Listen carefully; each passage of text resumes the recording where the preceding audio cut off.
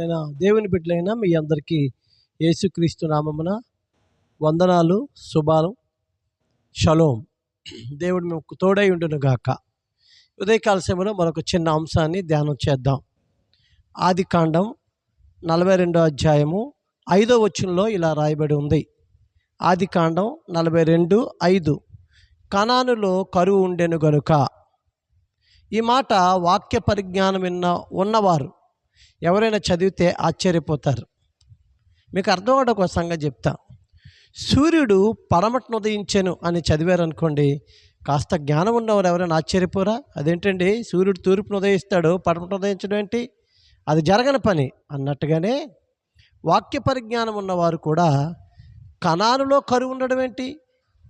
కనాను దేశంలో ఎక్కడ కరువు ఉన్నా ఉంటుంది, కానీ కనానులో ఉండకూడదు కదా అని వాక్య పరిజ్ఞానం ఉన్నవారు అందరూ అనుకుంటారు.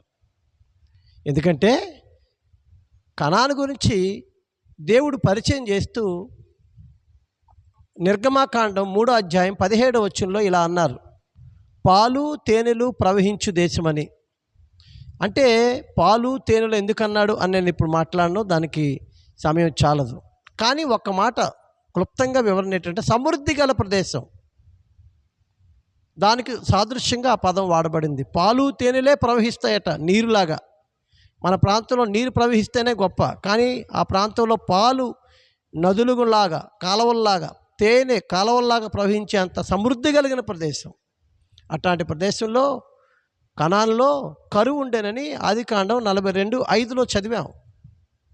దేవుని బిడ్డలారా, ఈ కరువు ఎంత ఉన్నతమైన స్థితి, ఆశీర్వాదకరమైన స్థితి ఇశ్రాయేలుకి ఇచ్చిందో మీకు చెప్తాను. ఈ కరువు వచ్చేసరికి అంతకుముందు చరిత్ర అంతా మీకు తెలుసు. యోసేపు అన్నదమ్ములు యోసేపును నీళ్ళు లేని గోతిలో తోశారు, ఐగుప్తీయులకు అమ్మేసుకున్నారు. మళ్ళా వెనక్కి వచ్చారు. వాళ్ళ నాన్నకి ఒక కట్టు కథ అల్లి నమ్మించేసాం అని అనుకున్నారు, కానీ నమ్మలేదు యాకోబు. ఎందుకంటే యాకోబుకి కొడుకుల మాటల మీద నమ్మకం కంటే దేవుని మాట మీద నమ్మకం ఎక్కువ. దేవుడు చెప్పాడు యోసేపుకి అన్నదమ్ములందరూ దండం పెడతారని, అది జరగకపోదు. అందుకే నమ్మినట్టుగానే అన్నదమ్ముల దగ్గర ఉన్నాడు, కానీ ఆ మాట నమ్మలేదు.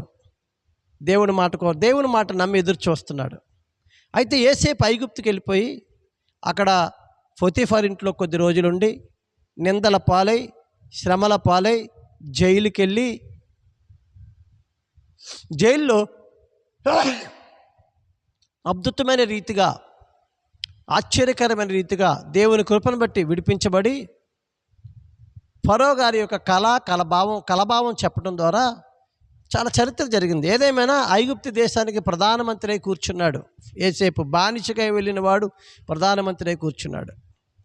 యోసేపు ఐగుప్తులో బానిస నుండి ప్రధానమంత్రి అయ్యాడు, కానీ ఆనందం లేదు. ఎందుకంటే మా నాన్న బతుకున్నాడో లేడో, అసలు మా నాన్న సంగతి ఏంటో యాకోబు గురించి బెంగగానే ఉన్నాడు.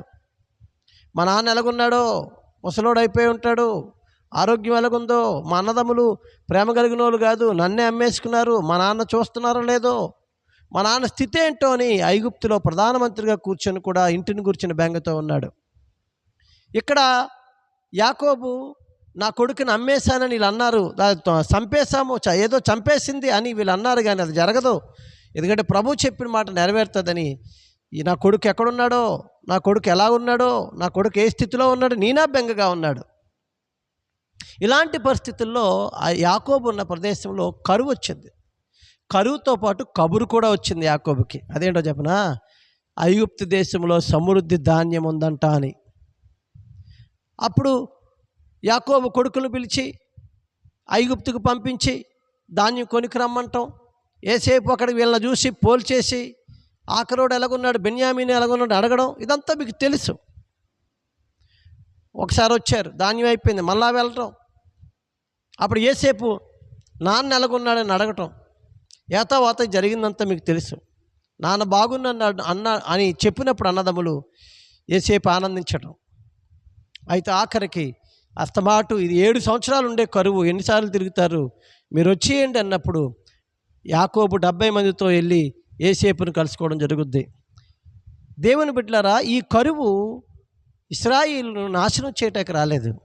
ఈ కరువు ఇశ్రాయేలును చంపేయడానికి రాలేదు. ఆశ్చర్యకరమైన విషయం, అద్భుతం ఏడో చెప్పనా, విడిపోయిన తండ్రి కొడుకులను కలపడానికి వచ్చింది.